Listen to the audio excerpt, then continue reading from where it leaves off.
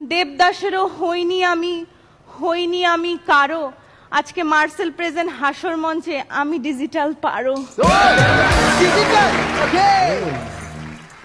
ঠাকুরপো আমিন খান, যদি আপনাকে কেউ প্রত্যাখ্যান করে হতাশ হবেন না। দেবদাসকে আমি প্রত্যাখ্যান করেছিলাম বলেই সে আজকে এত বড় সেলিব্রিটি। আপনারা সবাই আমাকে দোষারোপ করেন দেবদাস নাকি আমার বয়ফ্রেন্ড ছিল। দেবদাস কখনোই আমার বয়ফ্রেন্ড ছিল না, দেবদাস ছিল আমার জাস্ট ফ্রেন্ড।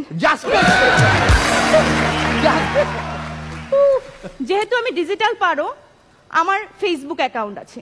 আমার ফেসবুক অ্যাকাউন্ট অ্যাঞ্জেলা পারো থেকে আমি আমার বাবা নীলকণ্ঠ চৌধুরী, মা হরিমতি, আমার এক্স শ্বশুর নারায়ণ মুখার্জি এবং আমার স্বামী ভুবন চৌধুরীকে ব্লক করে দিয়েছি।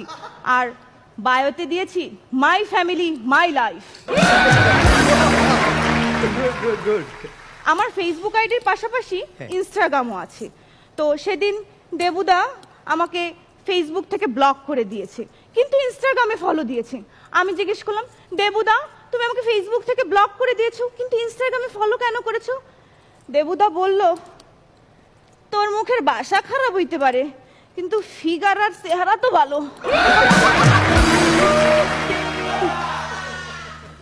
দেবুদার সাথে আমার বিয়ে প্রায় ঠিকই হয়ে গিয়েছিল।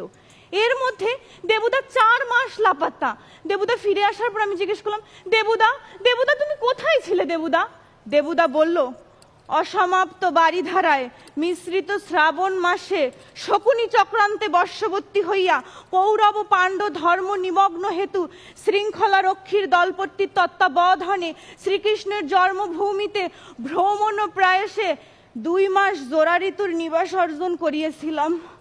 এত কঠিন করে বলো না দেবুদা, কোথায় ছিলে দেবুদা? জুয়া খেলতে যাই ধরা পড়ে 4 মাস জেলে আসছিলাম।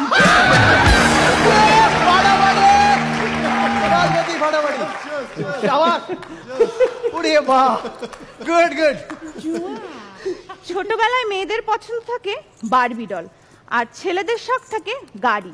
আর বড় হলে ছেলেদের পছন্দ হয় বারবি ডল আর মেয়েদের গাড়ি। তাই তো আমি বিয়ে করেছি আমার সুগার ড্যাডি ভুবন চৌধুরীকে। আমার 3 ননদ। তো সেদিন আমার প্রথম ননদ এসে বলল, বৌদি আমার জন্ম মাস হেমন্ত মাসে, তাই আমার নাম হৈমন্তী। আমার দ্বিতীয় ননদ এসে বলল, আমার জন্ম মাস বৈশাখকালে, তাই আমার নাম বৈশাখী। এই কথা শুনে আমার তৃতীয় ননদ হেঁটে চলে গেল।